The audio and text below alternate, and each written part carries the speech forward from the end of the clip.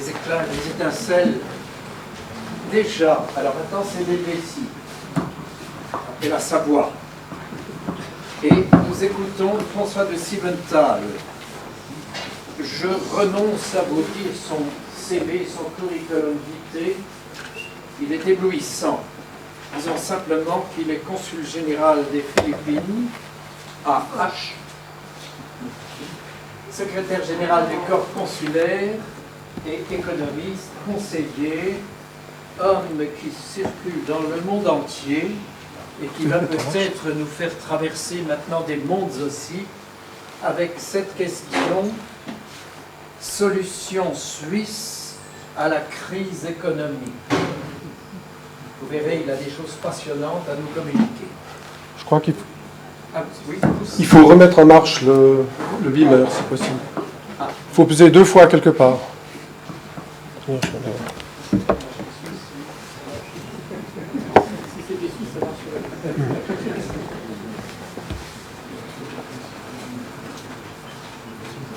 Travail, on va quand même commencer l'exposé. Donc on redémarre tout, ça s'appelle un reset. Des fois ça arrange l'électronique. Mais je suis désolé, on a testé deux fois, même 3 fois le système et ça marchait il y a quelques minutes. Si quelqu'un a de l'eau bénite, très volontiers. J'ai cherché de l'eau bénite dans la maison, mais il n'y en avait pas, ni dans les chapelles, ni dans l'église. Alors peut-être quelqu'un a de l'eau bénite sur soi. On va redémarrer tout, puis on va voir ce que ça donne. Alors je place mon intervention sous les auspices du préambule de la Constitution suisse, donc je suis un petit Suisse. Et je place cet exposé sous le préambule de la Constitution suisse, qui commence au nom de Dieu Tout-Puissant. Notre drapeau est un drapeau rouge, carré, avec une croix. Ça n'a pas l'air de marcher non plus. Regardez, ça marche. Ah, alors c'est bon. Ok. Alors c'est parfait. Vous voyez le reset. Donc vous avez appris quelque chose. En informatique, parfois, il faut tout redémarrer. Peut-être dans la vie, c'est peut-être le cas aussi, dans la vie politique, peut-être que parfois il faut revenir aux fondamentaux, revenir au programme de base et redémarrer. Alors on va redémarrer tout. J'avais tout préparé sur le système, mais... Donc je vous disais, au nom de Dieu Tout-Puissant, la croix suisse dans un carré rouge, donc c'est un drapeau trinitaire, c'est un des seuls drapeaux carrés avec celui du Vatican. Vous savez que le drapeau du Vatican est carré, le drapeau suisse est carré. On a dû se battre lorsqu'on est rentré à l'ONU pour avoir un drapeau carré. Et très souvent, vous voyez encore des ennuis là. Alors on va réessayer. Ah non, pardon, c'est celui-là. Vraiment, il faut de l'eau bénite. Donc drapeau carré, vous voyez, voilà, vous l'avez là. Donc on va vous mettre plein écran. Voilà, finalement, on a gagné... grâce à la prière de quelqu'un dans cette salle. Merci beaucoup. Donc on commence avec un drapeau carré. Au centre, c'est en français. À gauche, c'est en allemand. À droite, c'est en italien. Le drapeau carré, donc la croix du Christ, le rouge du Saint-Esprit et le carré de Dieu le Créateur. Le drapeau suisse, donc, est une croix et c'est la Trinité. Comme la constitution grecque qu'on a vue il y a quelques minutes, nous sommes basés sur la Trinité. Même notre monnaie, la pièce de 5 francs, la plus grosse monnaie, 100 sous, on appelle ça, c'est une pièce chrétienne. Vous avez la croix suisse sur un versant, vous avez la justice sur l'autre versant, et sur la tranche, tout au long du cercle, c'est écrit Dominus Providebit. Ce qui veut dire, au nom, cherchez le royaume de Dieu et sa justice, et tout le reste vous sera donné par surcroît par le Seigneur. Donc on est placé la Suisse dans la providence divine. Donc il y en a encore un qui m'embête, là. On va l'éteindre, voilà. Alors je place aussi cet exposé sous l'année Saint-Louis. Saint-Louis, pour nous les Suisses, a une grande importance. Et je vais peut-être vous apprendre quelque chose. Louis vient de Clovis, qui vient de Glovis, qui est le G que les francs-maçons ont volé, mais qui n'est pas celui de la gnose, mais celui de Goth. Nous sommes des Goths, en l'honneur de God, de Dieu. Et ce Glovis a donné Louis. Donc c'est Glovis IX, Saint-Louis.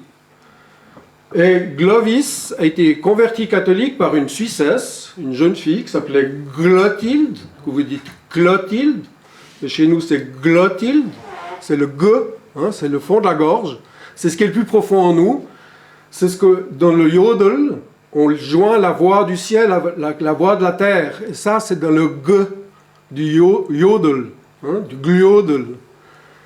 Et cette Glotilde a pris son cheval, jeune fille, très belle, une des plus belles jeunes filles du royaume des Francs. C'était même pas le royaume des Francs parce qu'elle était burgonde. Donc elle venait de Suisse, c'était une burgonde qui est tombée amoureuse de Clovis. Et cette jeune femme a fait 400 km à cheval de Genève, en Suisse, jusqu'à près de Paris.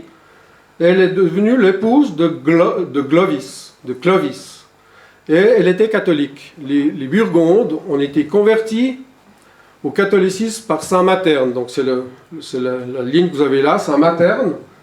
Vous ne la voyez pas, donc je vais descendre un peu. Donc Saint Materne, c'est le premier homme ressuscité par Jésus. C'est le fils aîné de la veuve de Naïm. Nous savons, nous les Suisses, qui s'appelait Saint Materne. Et c'est lui, le premier homme ressuscité, qui est venu convertir les Suisses. Les Burgondes, à l'époque on était près de Worms, près de Cologne. Il était envoyé par Saint Pierre, parce que les tribus germaniques avaient détruit toutes les légions romaines qui avaient été envoyées contre eux. Et Saint Pierre, sachant qu'il y avait des tribus très puissantes au nord des Alpes, a demandé à Saint Materne d'aller convertir au catholicisme. Et nous sommes, nous les Suisses, le premier royaume catholique de l'histoire. Et Saint Sigismund, c'est un roi, c'est un saint roi catholique, qui est mort et qui est enterré à Saint-Maurice. Et on vient de fêter à Saint-Maurice les 1500 ans de l'abbaye, présence chrétienne continue, certifiée pendant 1500 ans, l'abbaye Saint-Maurice. Le vrai nom de Saint-Maurice, en fait, c'est Saint Moïse, qui était un légionnaire romain, une légion romaine de 6666 hommes. Donc on sait qu'il y avait 6066 martyrs qui sont morts parce qu'ils ont refusé de tuer les Suisses qui étaient déjà chrétiens au nord des Alpes. Et Saint Nicolas de Flux, dont on vient de fêter la fête, qui est le saint patron mondial de la paix.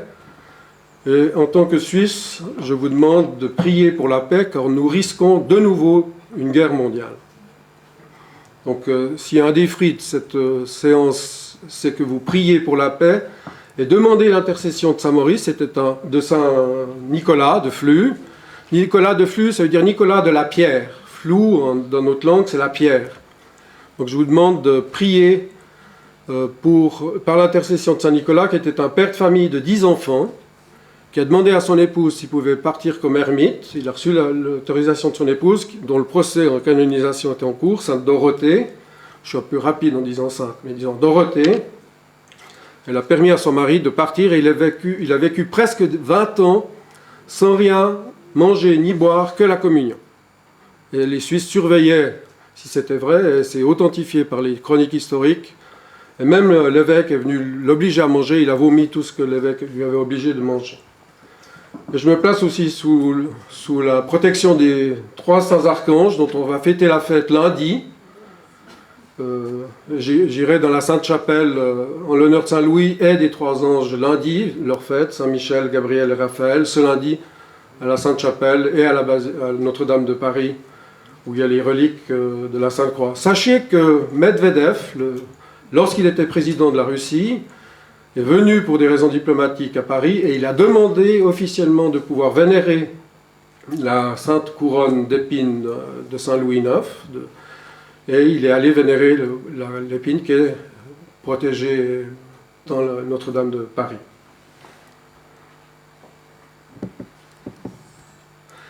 Ici, vous voyez la rosace dans notre palais fédéral, qui est où il y a le gouvernement suisse, donc le Conseil fédéral. Nous n'avons que 7 ministres. Il y a un président chaque année qui change uniquement pour des raisons protocolaires, pour serrer la main des autres présidents des autres pays. Mais nous n'avons que 7 ministres. Les Suisses, on est très économes. On n'en a pas un de plus, pas un de moins. Et nous sommes composés actuellement officiellement de 26 États. Moi, je dis même 27 États, parce qu'en fait, le Liechtenstein a notre monnaie, notre diplomatie, notre armée et notre protection. Donc, il y a un 27e canton, plus ou moins secret de la Suisse, qui est une monarchie, et qui est une monarchie pour le droit à la vie, donc qui interdit l'avortement encore. C'est, je crois, un des rares États dans le monde dans lequel la vie est encore protégée constitutionnellement. Donc vous voyez les 26 États suisses, donc c'est des cantons, on appelle ça des cantons, mais dans votre esprit, canton, c'est très faible. Chez nous, un canton, c'est un État. Nous sommes encore une confédération d'États. Et certains cantons menacent de temps en temps de faire sécession. Le Genève, épisodiquement, nous venons de vivre le jeûne fédéral, donc on jeûne encore l'honneur de Dieu pour remercier Dieu d'être en paix. Ça s'appelle le jeûne fédéral, et les Genevois font un jeûne le jeudi, nous on fait le dimanche.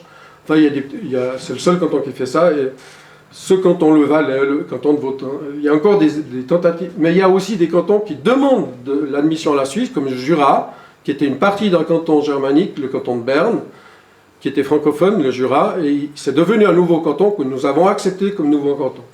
Et maintenant, il y a des trucs amusants, comme par exemple la Sardaigne, qui demande l'admission comme canton maritime à la Suisse, parce qu'ils en ont marre d'être italiens, alors ils aimeraient devenir suisses. Vous voyez ici le haut du palais fédéral, donc la rosace est en dessous, hein, ah oui, j'ai oublié dans la rosace, au centre vous avez donc l'invocation à la Trinité, le cercle c'est le ring burgonde, hein, les Burgondes on se réunissait en cercle, comme les tables rondes du roi Arthur, hein, c'est moins l'esprit où il y en a un qui commande, les rings burgondes c'est très démocratique, et au centre vous avez la croix du Christ, donc chez nous le Christ est roi, et vous ne voyez pas très bien écrit en latin, unus, donc un pour tous, tous pour un, qui est la devise de la Suisse. Et c'est ça, cet esprit-là qui régit encore, c'est la devise des 3 mousquetaires qui étaient 4, qui régit la Suisse, c'est un pour tous, tous pour un, c'est notre devise officielle. Et même dans la plus récente constitution, on dit que la force de la Suisse, c'est la défense du plus faible chez nous. Et le plus faible n'est pas nécessairement suisse, ça peut être un immigré. Donc on défend les plus faibles, et on essaye de défendre les plus faibles aussi par notre diplomatie. On est les diplomates pour les Américains à Cuba, on est les diplomates pour les Américains en Iran, on a des rôles de bons offices dans de nombreuses affaires dans le monde entier.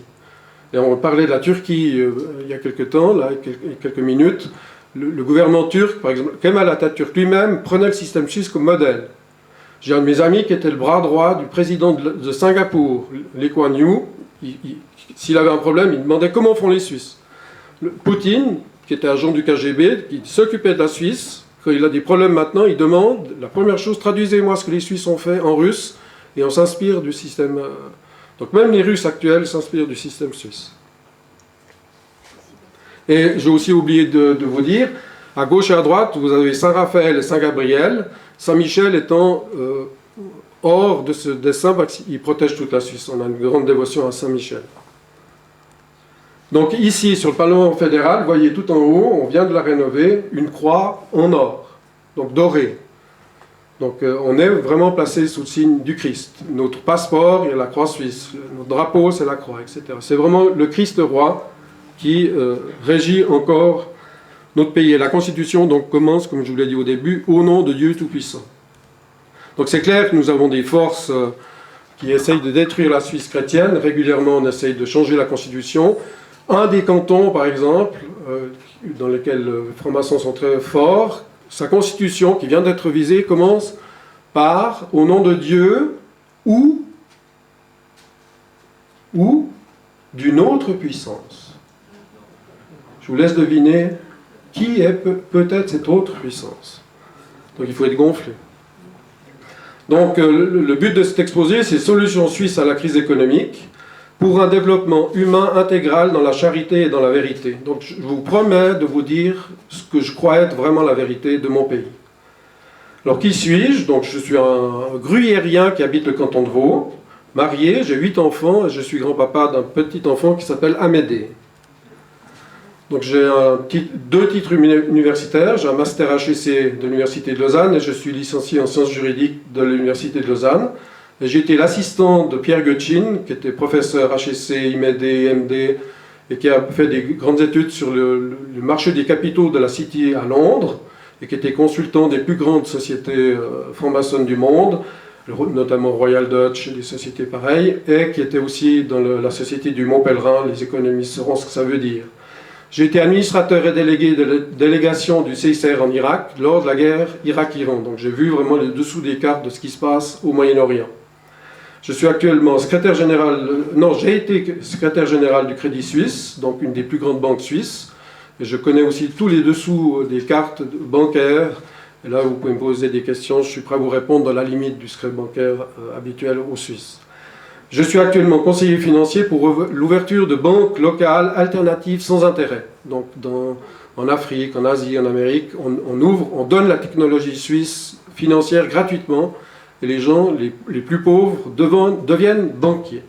Banquiers dans le bon sens du terme. Donc on leur apprend à gérer l'argent sans intérêt, mais en se partageant les profits et sans manipulation de la souveraineté monétaire. Je suis donc l'ancien consul général honoraire émérite de la République des Philippines. J'ai été nommé par Cory Aquino. Et je suis l'actuel secrétaire général du corps consulaire.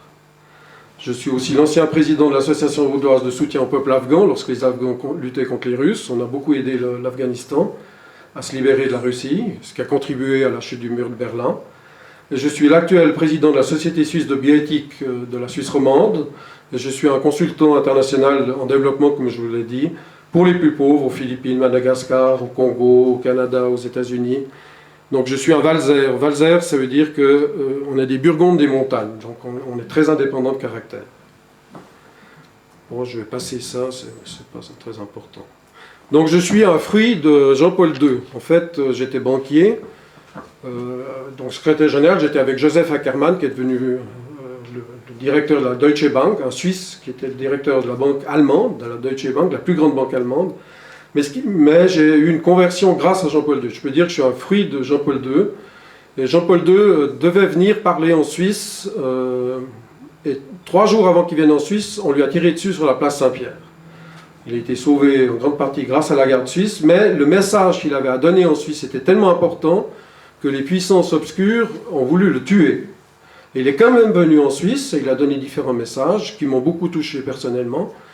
Et grâce à lui, je peux dire que j'ai retrouvé la foi catholique. J'avais une vie un peu dissolue avant. Et je pense qu'il a eu un grand rôle à jouer dans ma vie et je le remercie. Maintenant, c'est ça, Jean-Paul II. Donc il disait, Jean-Paul II notamment, un des textes qui m'avait touché, les indispensables transformations des structures économiques, la misère en face de l'abondance qui met en cause les structures et mécanismes financiers, l'homme, donc, pardon, je suis allé un peu trop vite, l'homme ne peut renoncer à lui-même, ni à la place qui lui est propre dans le monde visible, il ne peut devenir esclave des choses, esclave des systèmes économiques, esclave de ses propres produits. Donc, à titre anecdotique, j'étais donc secrétaire général du Crédit Suisse, et à ce titre, j'avais tout le courrier confidentiel, tous les courriers codés, tous les clés de tous les bureaux, et toutes les clés de la banque. Et si quelqu'un était malade au service militaire, en voyage ou quoi, j'avais accès à tous les bureaux. Et les fois où j'ai dû accéder à des informations dans les bureaux de mes collaborateurs, quasiment chaque fois dans le tiroir droite supérieur, que j'ouvre les clés que j'avais, qui étaient des passe-partout, il y avait des produits chimiques pour se doper. Et il y avait plusieurs collaborateurs qui se suicidaient, ils avaient des femmes, des enfants. La pression morale était telle que les collaborateurs des banques suisses devaient, comme des sportifs, se doper avec des produits chimiques. Et ils pétaient les plombs littéralement. Il y en a qui finissaient dans des cliniques psychiatriques et qui se suicidaient. Un de mes meilleurs amis dans la banque, mon meilleur ami dans la banque, lui, il s'en est bien sorti, il est devenu prêtre. Donc il a quitté la banque pour rejoindre l'abbaye de Saint-Maurice, justement. Et mon autre meilleur ami, il s'est suicidé en laissant sa femme et ses enfants. Alors ça, c'est clair que ça m'a touché de voir que les gens devaient se doper comme des sportifs pour tenir la cadence infernale de l'économie mondiale actuelle. Et ce dont je vous rappelle, je vous parle maintenant, c'est de ça il y a des années, c'est de l'époque de Jean-Paul II. Donc, et ça continue. Donc la pression est folle dans les banques suisses et américaines et anglaises, etc. Donc une autre citation de Jean-Paul II. Tous les systèmes doivent être au service de l'homme, y compris les systèmes financiers et économiques. Je tiens à aborder une question délicate et douloureuse. Je veux parler du tourment des responsables de plusieurs pays qui ne savent plus comment faire face à l'angoissement problème de l'endettement. je suis un peu ému, une réforme structurelle du système financier mondial est sans nul doute une des initiatives les plus urgentes. Donc c'est toujours Jean-Paul II qui écrit à la 6e conférence des Nations Unies sur le commerce et le développement à Genève, en Suisse, le 26 septembre 1985. Donc 85, c'est 85 pour vous. Et maintenant, il s'adresse directement aux Suisses, ici. Et ce message m'a beaucoup touché. Ah, je suis un peu trop... C'est différent, mon écran et le vôtre. Voilà. Ici, en tant que société démocratique, veillez attentivement à tout ce qui se passe dans le puissant monde de l'argent. Le monde de la finance est aussi un monde humain, notre monde, soumis à la conscience de nous tous. Pour lui aussi, il y a des principes éthiques. Veillez donc surtout à ce que vous apportiez une contribution au service du monde avec votre économie et vos banques. Et non une contribution, peut-être indirecte, à la guerre et à l'injustice. Je suis très ému parce que j'étais impliqué dans ces choses. Et il a dit ça au Fluely, qui est justement l'endroit où Saint Nicolas de Flue est mort.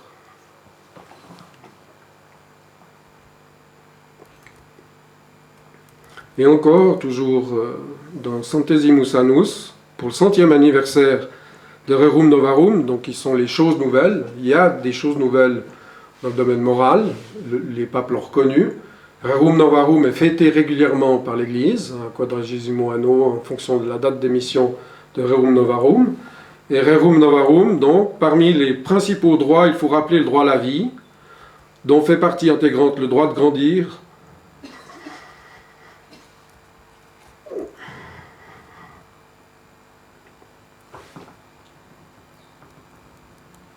J'arrive pas à lire, donc je vous laisse lire.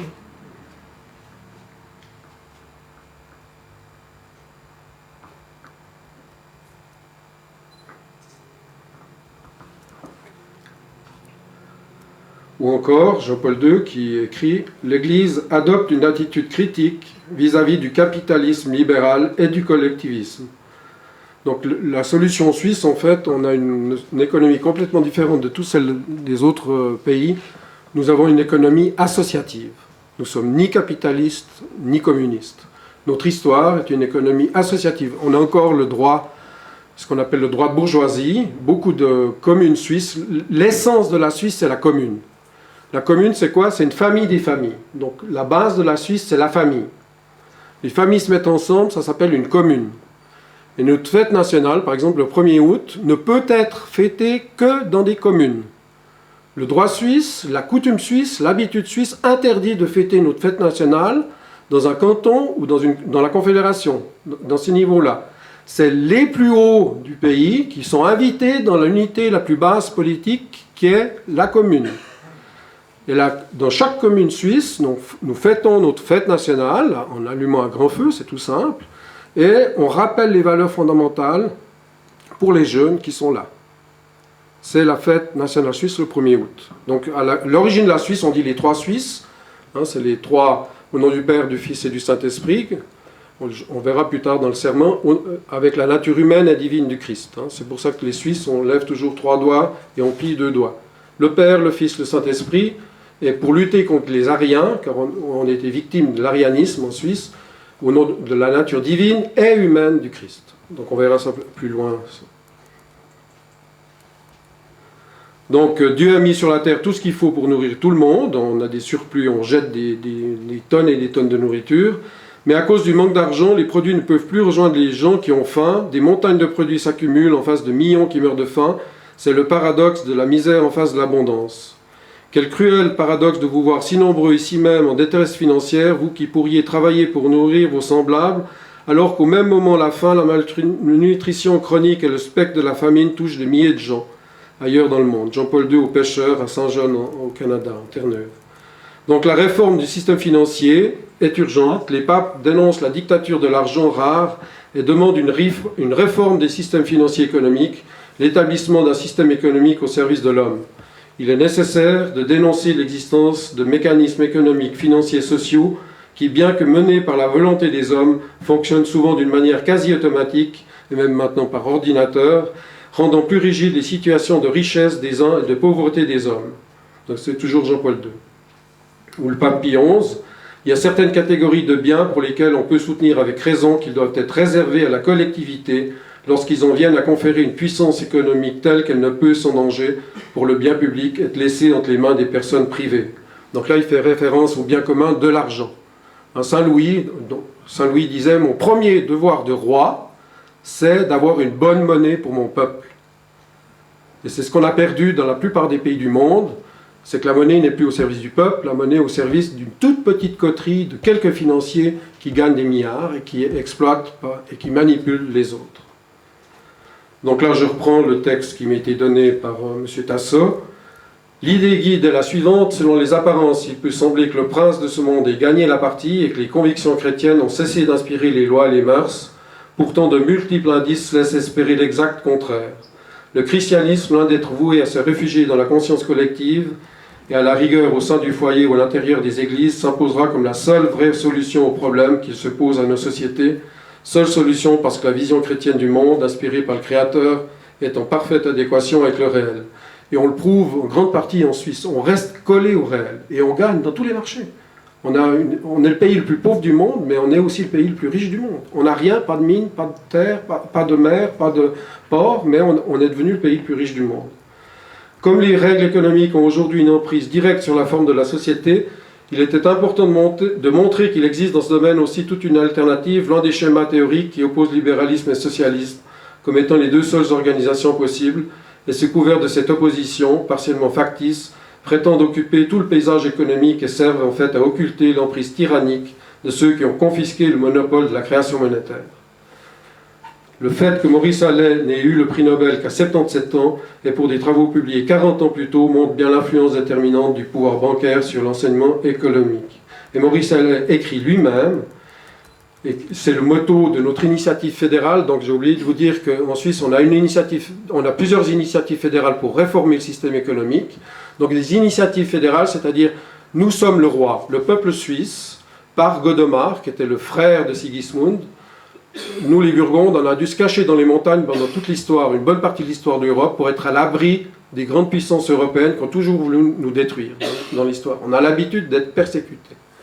Et Godomar, qui était un roi burgonde, a dit, à un moment de l'histoire suisse, d'une part, les rois burgondes ont donné toute la Suisse à la Vierge Marie, par acte authentique notarié. Donc toute la Suisse appartient à la Vierge Marie, historiquement. Et le roi suisse a dit « Vous êtes tous des prophètes, des prêtres et des rois par le baptême. Vous êtes tous des prêtres, des prophètes et des rois. » Prêtres selon l'ordre de Melchisédek. Donc c'est le baptême. Vous tous, dans cette salle, vous êtes tous des prêtres, des prophètes et des rois, y compris les femmes. Vous êtes tous des prêtres, des prophètes et des rois. Et le roi suisse a dit aux Suisses « Vous êtes tous des prêtres, des prophètes et des rois. On est tellement persécutés par tout le reste de l'Europe qu'on va faire des micro-sociétés dans chaque vallée. Et la coutume suisse, ce n'est pas le fils aîné qui hérite, mais c'est le fils cadet qui hérite, parce que tous les aînés devaient partir dans la montagne, dans la vallée d'à côté, avec les vaches, les poules, les chèvres, etc., ouvrir une nouvelle colonie, parce qu'on était très pauvres dans les montagnes. Helvète, dans notre langue, ça veut dire l'enfer. Helvète, c'est l'enfer. Donc nous les Suisses, on s'est réfugiés dans l'enfer des montagnes où il y a des glaciers, de la neige, il fait froid, et vous avez les glaciations. À l'époque, il faisait beaucoup plus froid que maintenant. On est allé se réfugier dans l'enfer de l'Europe pour être libre.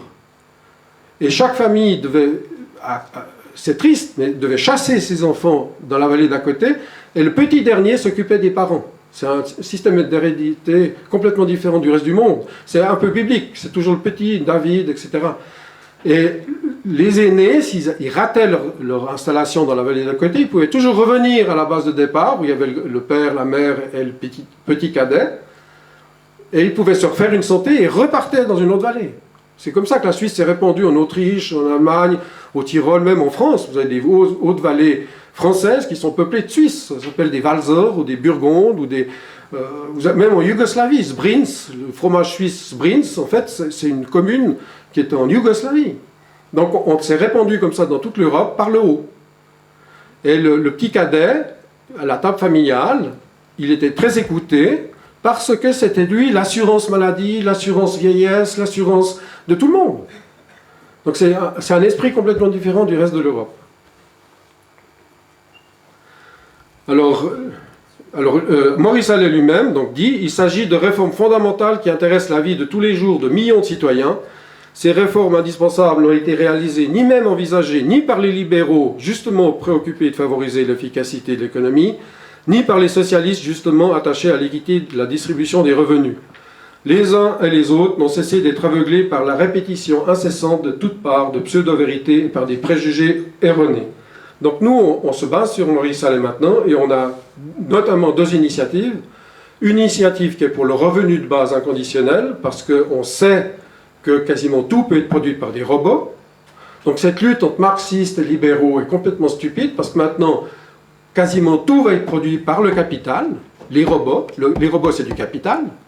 On peut partir du principe que 99% des choses vont être produites par des machines, des robots, des ordinateurs, ce qui veut dire que les gens n'auront plus de salaire. Donc il faut déjà réfléchir maintenant, est-ce qu'on veut une guerre mondiale où les gens vont se battre pour avoir des salaires, ou on est assez intelligent pour remettre des tickets, des bons, à tout le monde, qui puissent tirer sur la production du capital que sont les robots, les machines, les ordinateurs. Donc ça c'est un défi, c'est vraiment des rerum novarum, des choses nouvelles. Donc on a une initiative maintenant fédérale suisse où on va proposer que chaque Suisse, dès la naissance, dès la conception, ait le droit d'avoir des tickets, comme des tickets de rationnement dans une guerre, sur la production des robots, des machines et de la productivité quasiment infinie, parce que le problème maintenant c'est plus de produire. On sait produire en trop, de tout. Le problème, c'est de répartir la production, de distribuer la production. Première initiative, le revenu de base inconditionnel. Deuxième initiative, ce qui était au début de l'exposé, la monnaie pleine. Pourquoi on dit monnaie pleine? Parce qu'actuellement, on peut en discuter aussi dans le cadre des questions, les monnaies actuellement sont vides. Hein, le dollar s'écroule, l'euro, c'est des monnaies qui sont vides. Ils produisent du néant des milliers de milliards. Vous vous souvenez de l'histoire, Fillon disait la France est en faillite. On n'a plus d'argent, la France est en faillite. Les banquiers viennent pleurer, on a des problèmes, là, les banquiers français, européens. Tout d'un coup, Sarkozy, il trouve 1000 milliards, 1500 milliards. Alors qu'on n'avait pas d'argent pour les hôpitaux, pour les universités, pour les pauvres Français. On n'avait pas d'argent. Et tout d'un coup, on trouve 1500 milliards pour les banquiers. Ceci, ce sont des monnaies vides. Et nous, les Suisses, on demande des monnaies pleines, que la monnaie soit vraiment faite pour le bien du peuple, comme Saint-Louis le demande. Une monnaie pour le peuple, pas pour les banquiers. Parce que ces milliers de milliards, ils sont partis où? Dans les poches, les bonus de qui? D'une toute petite minorité. Et l'argent n'est pas du tout allé au peuple français, ni au peuple allemand. En Allemagne aussi, il sert la vis. On dit toujours l'Allemagne, l'Allemagne, l'Allemagne. Moi je vous dis, l'Allemagne, ça ne va pas si bien que ça. Alors ça, Maurice Allais, on s'inspire beaucoup de Maurice Allais. Ensuite, une autre citation. « Si l'Église intervient dans les questions sociales et a développé un ensemble de principes connus sous le nom de doctrine sociale de l'Église, c'est essentiellement parce que, comme le disait le pape Benoît XV, c'est sur le terrain économique que le salut des âmes est en danger. » Donc le pape lui-même, c'est pas Marx, hein, c'est le pape qui vous dit c'est sur le terrain économique que le salut des âmes est en danger. Et maintenant, à cause de raisons économiques, vous avez des milliards sur la planète entière, sur les années qui durent, des milliards d'avortements. Pour des raisons souvent économiques. Les femmes sont lâchées par les hommes et puis elles ne tiennent pas la pression. Il ne faut pas les juger, c'est un fait. Et c'est parce que nous, les catholiques, on ne se bat pas assez sur le domaine économique pour défendre les familles. Il y a beaucoup de divorces qui sont provoqués par des raisons économiques. Il y a des drames humains colossaux, parce que nous, les catholiques, on ne se bat pas assez, on laisse faire le mal par la petite coterie de banquiers dont je vous parlais, dont j'ai fait partie. Donc il faut savoir résister. Donc son successeur immédiat, le pape Pie XI, écrivait « Il est exact de dire que telles sont actuellement les conditions de la vie économique et sociale qu'un nombre très considérable d'hommes y trouvent les plus grandes difficultés pour opérer l'œuvre seule nécessaire de leur salut. » Donc c'est le salut des âmes qui est en jeu. Ce n'est pas seulement le salut économique, on sert la vie, les gens ont de moins en moins de temps pour leurs enfants. Vous savez qu'un pape, je crois que c'est Jean-Paul II, il parlait d'enfants orphelins de parents vivants. Parce que le système économique maintenant demande à l'homme de travailler, à la femme de travailler, ils partent les deux très tôt le matin, ils rentrent les deux très tard le soir, ils sont fatigués le week-end, et le pape parle d'orphelins de parents vivants. Et les enfants sont devant la télévision. J'avais un ami qui est allé en Allemagne pour apprendre l'allemand. Il était dans une famille allemande pour apprendre l'allemand. Ils ont mangé une seule fois, donc il est resté plus d'1 mois. Ils ont mangé une seule fois ensemble, c'était le jour du départ. Ils voulaient parler avec les gens, mais dans la famille, il y avait des billets collés sur le frigo, il a appris à lire l'allemand. Il y avait des post-it écrits sur le frigo, mais la famille allemande ne mangeait ni le petit déjeuner, ni le dîner, ni le souper. Donc pour vous, c'est le petit déjeuner, le dîner, non, le déjeuner et le dîner. Donc pour nous, c'est le petit déjeuner, non, le déjeuner, le dîner et le souper. Ils ne mangeaient jamais ensemble. C'était des orphelins de parents vivants. Après, vous étonnez qu'il y ait des problèmes de drogue, d'alcool, de dépression. Donc Bidou s'exprimait aussi de manière semblable. Comment pourrait-il être permis à l'Église, mère si aimante et soucieuse du bien de ses fils, de rester indifférente à la vue des dangers, ou de se taire, ou de faim de ne pas voir et de ne pas comprendre des conditions sociales qui, volontairement ou non, rendent ardue et pratiquement impossible une conduite chrétienne conforme au commandement du souverain législateur. Ça, c'était en 1941. Donc tous les papes parlent comme ça. Benoît XVI, François aujourd'hui, aller aux frontières. Il est allé à Lampedusa. C'est le seul chef d'État qui est allé à Lampedusa. Donc vous savez que c'est dramatique. Vous avez des milliers de morts dans la Méditerranée. Actuellement, c'est des pauvres. C'est vraiment des pauvres. Et le seul qui est allé à Lampedusa, c'est François. Donc il met de l'ordre au Vatican. Il pourchasse même des archevêques, maintenant François. Il met des archevêques en procès parce que c'est des pédophiles. Il y a des archevêques qui prêtaient l'argent de l'Église à intérêt, à usure. Donc ils mettent de l'ordre au Vatican, y compris dans la banque du Vatican, l'IOR. Donc encore une fois, je vous le dis, si 2 d'entre vous sur la terre se mettent d'accord pour demander quelque chose, ils l'obtiendront de mon Père qui est aux cieux. Quand 2 ou 3 sont réunis en mon nom, je suis là au milieu d'eux. Donc c'est le texte de Matthieu, etc. Donc mon exposé, c'est un exposé très économique, un peu comme la citation de Churchill qui est là au mur. Donc les faiblesses de la Suisse, les forces de la Suisse, quelques éléments d'histoire de la Suisse, les opportunités qui sont typiquement, dont on tire bénéfice, nous les Suisses, dès qu'on a des opportunités, on est très réactifs, et les menaces qu'il y a contre la Suisse. Donc je vais aller assez rapidement sur les faiblesses suisses, parce qu'on est très critiqué dans le monde, donc je n'aime pas trop critiquer mon pays, mais c'est le pays le plus pauvre du monde, on n'a pas de ressources, pas de mer, on est encerclé par tous les autres pays. On a des rochers, des glaciers, un terrain rude, froid. On a plusieurs langues, ça devrait être une cause de faiblesse, mais on en a fait une force. Plusieurs civilisations, plusieurs religions, quasiment que des montagnes, 26 petits États, ça devrait être en lutte, mais au contraire, on est en paix. Bon, au niveau des temps de travail, c'est pas très important. On a une indépendance toute relative de la Banque nationale suisse, donc on pourra en parler. La Banque nationale suisse, qui est en fait pas propriété de la Suisse, mais qui est propriété des cantons et des communes, surtout de la Suisse, et aussi quelques actionnaires privés. C'est une société privée, et c'est intéressant de savoir que le plus grand actionnaire de cette banque se trouve bizarrement à Francfort, qui est la patrie d'origine des Rothschild. Donc c'est aussi intéressant de voir que le drapeau suisse, à l'origine, c'était un drapeau rouge. Rothschild, c'est dire drapeau rouge. Notre drapeau rouge, à nous, on nous a mis un crucifix sur le drapeau rouge, qui est devenu la croix suisse.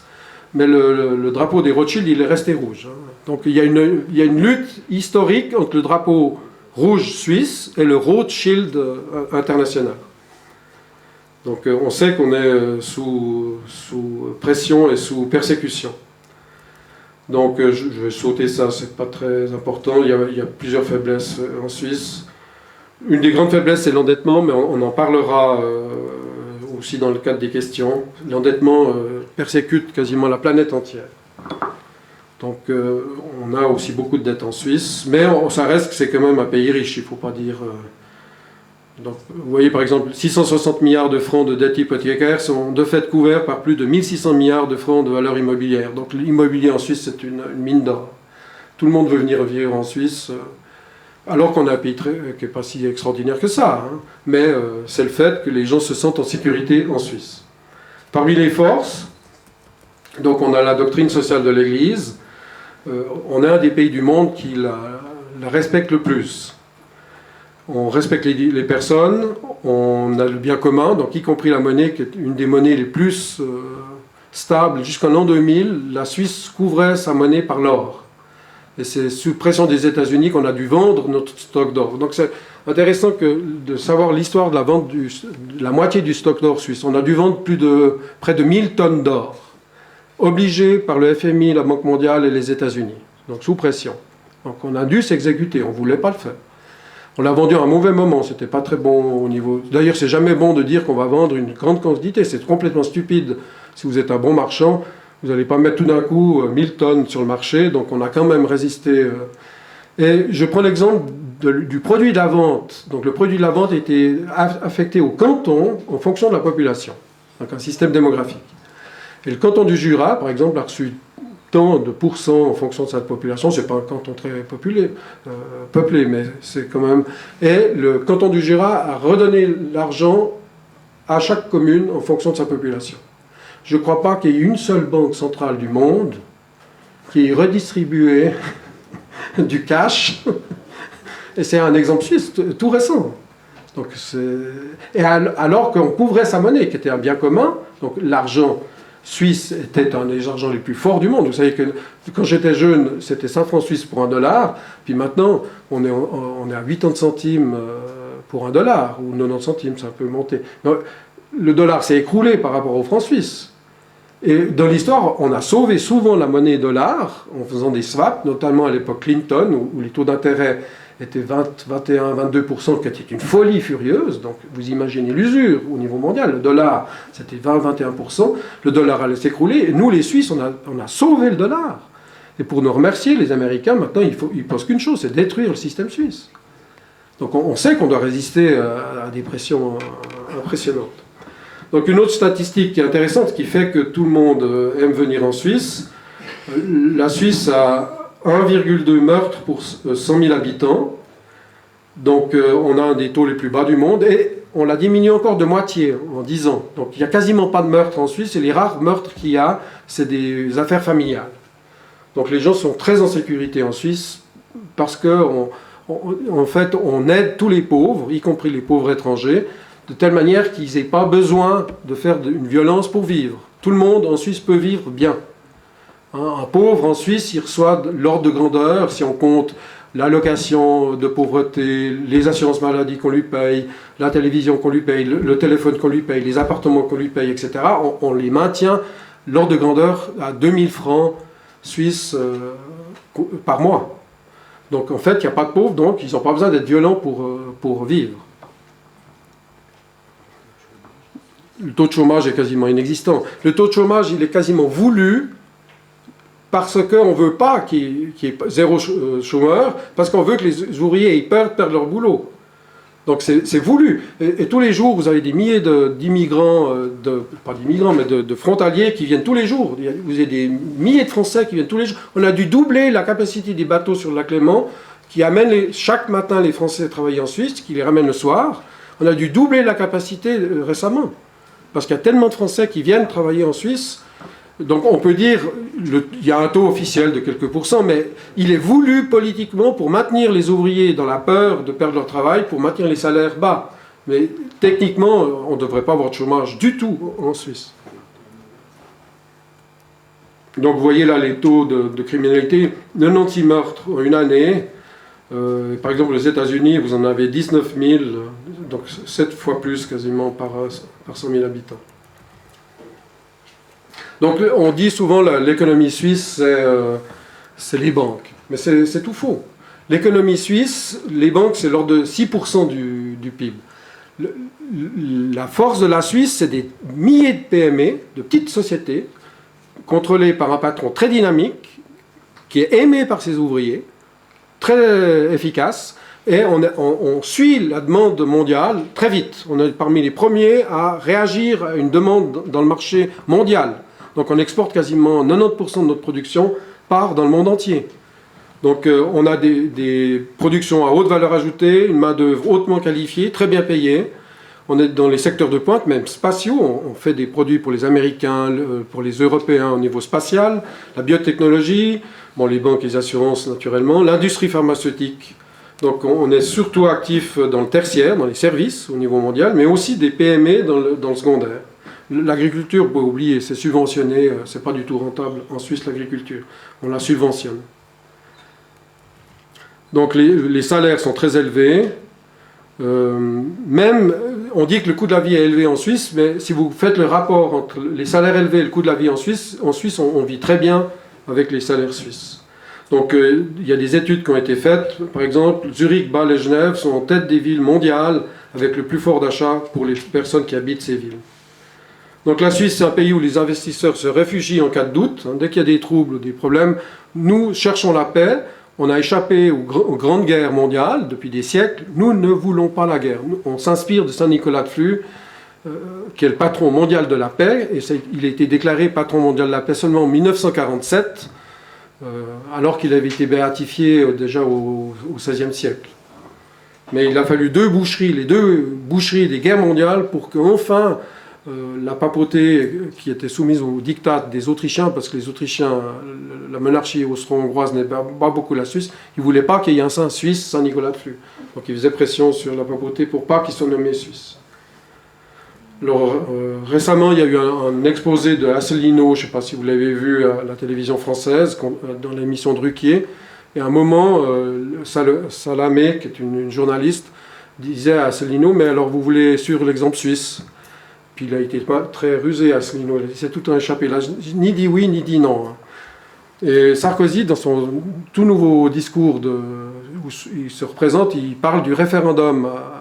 Mais il confond référendum et initiative. Vous confondez souvent les référendums. On a les deux, nous, en Suisse. L'initiative dont je vous parlais, c'est tout citoyen suisse est un roi. On peut se mettre 7 rois suisses ensemble. On écrit un texte. Ça devient une proposition de loi qu'on propose comme initiative. Donc ces deux initiatives dont je vous parlais, la monnaie pleine et le revenu de base inconditionnel, ou l'interdiction des minarets, ou l'enfermement à vie des criminels, etc., ou le contrôle de l'immigration massive, tout ça, c'est des textes qui ont été écrits par des citoyens suisses, et on fait une initiative, on propose. Et si la double majorité des peuples suisses et des États suisses dit oui, ça devient une loi constitutionnelle, implémentée avec des dispositions transitoires ou des textes de loi. Ça, c'est l'initiative. Le référendum, c'est qu'on dit non à des lois que les politiques nous proposent. Donc on a une démocratie directe. Je crois que c'est sur toutes les votations mondiales, on vote en Suisse, quasiment 90% des objets dans le monde sont votés en Suisse. Parce qu'on a ce système au niveau fédéral, au niveau cantonal, au niveau communal. Donc quasiment toutes les votations mondiales ont lieu en Suisse. Dans les autres pays, c'est très rare qu'il y ait vraiment des vraies votations. Donc au niveau suisse, actuellement, vous voyez des grues partout, ça veut dire que l'économie suisse va très bien. Par exemple, deux cantons, le canton où j'habite, le canton de Vaud et Genève, le nombre de frontaliers est passé de 44 500 en 2002 à 90 300 en 2012. Donc ces gens, on ne les force pas de venir, ils viennent volontairement le matin, ils repartent volontairement le soir. Au niveau de toute la Suisse, des frontaliers, vous en avez 288 148 en 2014. Vous imaginez la masse de travail qu'on donne à des Français, à des Allemands, à des Italiens, à des Autrichiens, des Liechtensteinois, sans oublier personne autour de la Suisse. Donc on a une capacité d'offrir du travail qui est impressionnante. Donc je saute un peu. Donc je vous ai déjà parlé de la révolution, c'est un terme qui commence à être à la mode en Suisse. On veut une révolution par les robots. Révolution pacifique, parce que les Suisses, on est pacifiques, mais on pense que grâce aux robots, il faut que je vérifie l'écran. Donc on pense que par les robots, on aura plus de temps pour les loisirs, s'occuper de l'éducation des enfants, faire de la recherche, prier, méditer, etc. Donc je vais sauter un peu ça. Alors il y a une forte appréciation du franc suisse depuis 2010. Il y a des afflux de capitaux en Suisse. Il y a des fois tellement d'argent qui veut venir en Suisse qu'on doit mettre des intérêts négatifs. Ça nous arrive plusieurs fois dans l'histoire où on doit freiner l'afflux des capitaux en Suisse et mettre des intérêts négatifs. C'est arrivé plusieurs fois. Donc les PME maintenant se financent. Par exemple, sur un des projets que j'ai eu, une banque cantonale me finançait pour un financement de biens immobiliers à 0,9%. J'ai des taux plus bas que des gouvernements. Des privés en Suisse peuvent avoir des taux plus bas que des gouvernements, que des grandes entreprises, que des multinationales. Parce que notre finance est très indépendante. Chaque canton a sa banque cantonale. Il y a des banques indépendantes. On est un pays où il y a plusieurs monnaies. On a le franc suisse, on a le franc vire, on a le franc RECA, on a plusieurs monnaies. On est libre au niveau des monnaies. Donc il y a une compétition entre les monnaies. Jean-Marc Ayrault, l'ancien Premier ministre de la France, qui parle très bien l'allemand, est venu plusieurs jours en Suisse étudier le système vire, qui est un système de monnaie alternative, qui a été créé dans les années 30, et qui existe encore, et il l'implémente maintenant à Nantes. Ça s'appelle, je crois, le Nantos. Ils sont en train de lancer une monnaie alternative, parce qu'ils savent que l'euro, c'est la gabegie. Donc Jean-Marc Ayrault est venu plusieurs jours en Suisse étudier le système suisse, par exemple. Donc, là, vous avez le texte, le Nantos, c'est bien juste. Donc il est venu à Bâle, et dans ce système de monnaie alternative, il y a pour plusieurs milliards de francs suisses qui circulent. Oui, alors je vais juste, je vois qu'il y a le temps qui est serré. J'avais jusqu'à quelle heure? Non, jusqu'à les 15, donc j'ai encore 15 minutes. Sur le programme, c'est 15 minutes. C'est bien juste. Ok, alors je saute le Nantos. Ah oui, on va laisser des questions, d'accord. Alors je vais juste vous montrer quelque chose. Donc, une des raisons du succès suisse, c'est aussi qu'en Suisse, on a la lutte contre les sociétés secrètes. Vous voyez là un dessin d'un pied suisse qui renverse l'idole franc-maçonne. Puis en allemand, vous voyez, contre la puissance des sociétés secrètes pour une interdiction de la franc-maçonnerie. Alors, grâce à cette initiative fédérale, qui était dirigée par un colonel de l'armée suisse protestant, plus de la moitié des membres des sociétés secrètes ont quitté la franc-maçonnerie, parce qu'ils ont découvert effectivement que derrière la franc-maçonnerie, bon, les bas niveaux, c'est des types sympas qui boivent des verres, etc. Mais plus vous montez haut dans la franc-maçonnerie, plus c'est terrible. Et il y a tellement de vérités qui sont sorties pendant cette campagne d'initiative qu'ils ont perdu plus de la moitié de leurs membres. Bon, là, je saute aussi cette histoire sur la franc-maçonnerie, on peut en discuter. Donc, le principe de subsidiarité, par exemple en Suisse, c'est exactement le contraire de celui de l'Europe. L'Europe est un pur mensonge. Le vrai principe de subsidiarité, qui est un principe de l'Église catholique, c'est de dire que le pouvoir doit rester le plus bas possible. Dans le système suisse, le pouvoir reste le plus bas possible. C'est la famille, la commune, le canton. Et on ne délègue que, par exception et par écrit, le pouvoir à l'unité supérieure si l'unité inférieure n'arrive pas à remplir les tâches. Vous avez bien compris le principe de subsidiarité. Et le subside, c'est qu'on doit aller jusqu'au stade où on donne un subside à la famille ou à la commune ou au canton pour qu'ils puissent remplir sa responsabilité. Et c'est seulement si vraiment ils n'arrivent pas, après négociation émise par écrit, que la compétence monte d'un cran. Maastricht, l'Europe, c'est exactement le contraire. Tout appartient à la Commission, qui est d'ailleurs élue. Tout appartient à la Commission, sauf ce que la Commission veut bien déléguer à l'échelle inférieure, etc. C'est exactement le contraire du principe de subsidiarité. L'Europe est un mensonge. Nous, les Suisses, on ne veut pas rentrer dans ce mensonge. On ne veut pas encore des impôts de plus, des couches administratives de plus au-dessus des Napoléon, des Bismarck, etc. Donc, sachez bien, une des raisons essentielles de l'opposition suisse, nous les Suisses, on est des Européens, on est des Italiens, des Allemands, des Français, des Burgondes, des Walser, unis. On est plus Européens que l'Europe. D'ailleurs, on est ouvert, si quelqu'un veut rentrer en Suisse, la Sardaigne, ou la Franche-Comté, ou le Vorarlberg, on est prêt à faire des nouveaux cantons. Mais on ne veut en tout cas pas rentrer dans un machin qui dit des mensonges. Donc, je vais sauter sur un élément encore important. Donc là, je saute.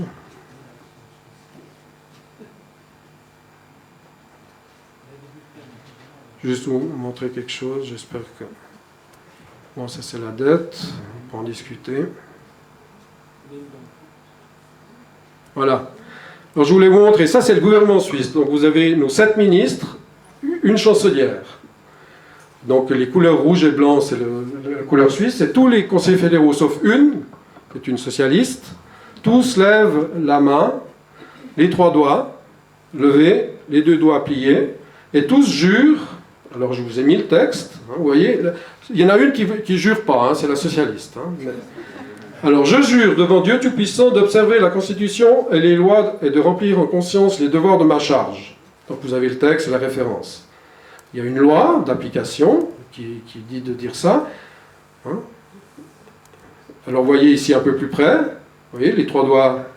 Donc le Père, le Fils, le Saint-Esprit, nature divine et humaine du Christ. Donc vous avez tous les partis.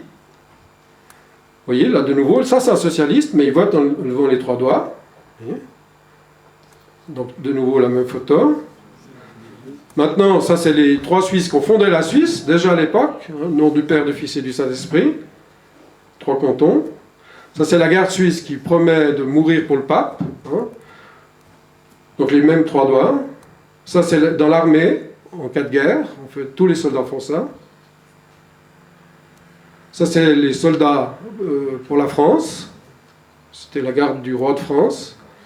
Ça c'est la première femme, conseillère fédérale.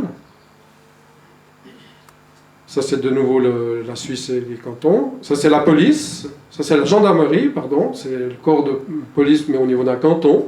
Là il y a une femme. De nouveau. La garde suisse. Ça c'est un conseil d'État dans un canton. Chacun a un tour de rôle. Dans la cathédrale, vous voyez derrière, vous avez les orgues. C'est le canton de Vaud. Ça c'est le palais fédéral avec la croix. Donc on peut mettre comme conclusion à l'exposé, mais on pourra discuter de différents... Ah oui, je vous montre encore la monnaie. Donc cherchez premièrement le royaume de Dieu et sa justice, et toutes ces choses vous sont données en surplus ou par surcroît. Donc vous avez la croix suisse, vous voyez sur la tranche ici, vous avez la date, vous avez 13 étoiles, donc les 12 apôtres et le Christ, la date d'émission de la monnaie, et Dominus Providebit, ça c'est Guillaume Tell qui représente la justice de Dieu. Et ça c'est la croix du Christ.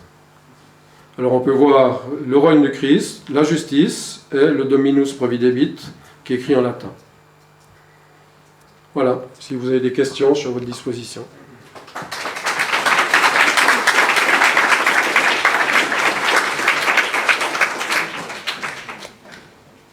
Oui? Si le mot tsunami intellectuel ou moral veut dire quelque chose, eh bien nous l'avons subi. Quelle magistrale démonstration, merci. Affirmation. Alors, oh, il y a beaucoup de mains qui se lèvent. 1, 2, 3. Tout simple. Vous avez fait... Non, c'est bon, j'ai le micro là. Micro mobile pour les questions. Oui, tout simplement, vous nous avez fait une magistrale démonstration, comme vient de dire M. Weiss. Pour un pauvre petit Français que je suis, puis-je immigrer en Suisse? Quelles sont les conditions d'immigration? Vous savez, actuellement, on est sous pression des Américains. Donc beaucoup d'Américains maintenant jettent leur passeport américain et demandent à devenir suisses. Donc les Français aussi un peu. Et d'ailleurs, vous n'avez même pas besoin de perdre votre nationalité.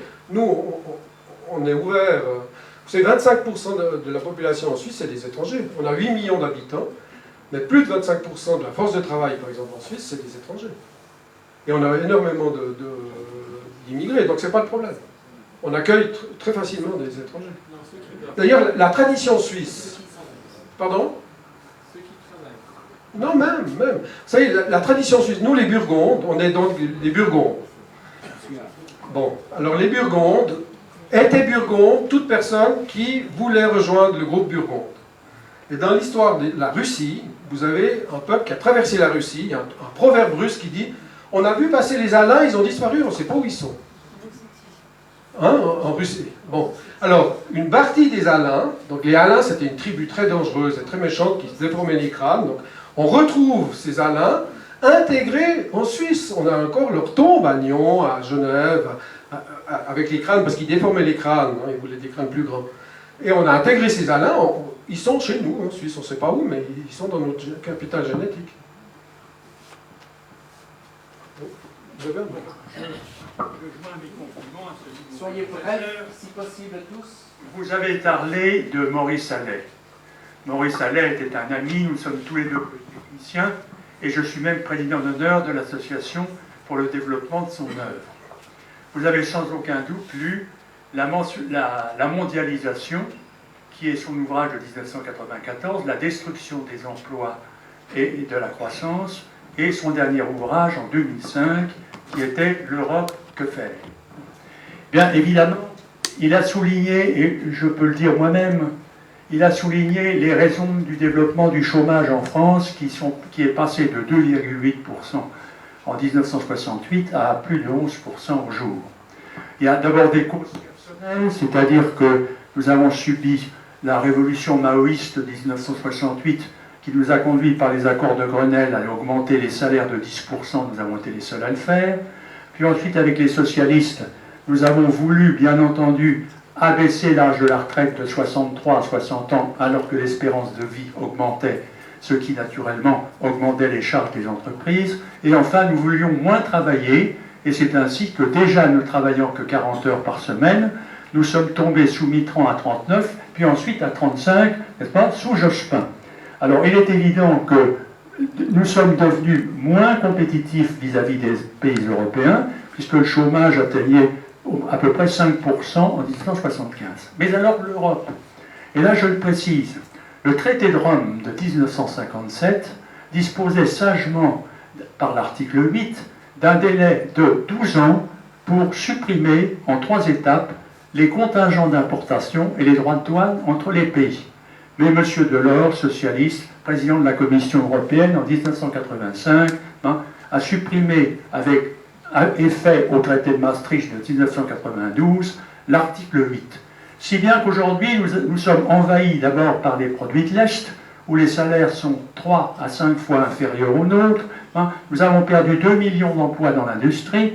Et pour tout corser, M. Pascal Lamy, président de l'OMC socialiste, a intégré la Chine, n'est-ce pas, dans l'OMC, en baissant généreusement les droits de douane et en augmentant les contingents d'importation. Et je rappelle que nous avons l'année dernière 25 milliards 800 millions d'euros de déficit commercial avec la Chine. Donc, comme Maurice Allais, je demande qu'on rétablisse la protection des frontières, vous voyez ce que je veux dire, et aussi la protection de l'immigration, car il est plus utile d'aider les immigrés chez eux, et on peut faire beaucoup, plutôt que de les faire venir à ne rien faire dans notre pays, à les entretenir pour rien. Oh. Les Suisses ne doivent plus immigrer chez nous. Comment c'est ça? Les Suisses ne doivent plus immigrer chez nous. D'abord, monsieur, après. Je voulais vous demander si vous connaissez le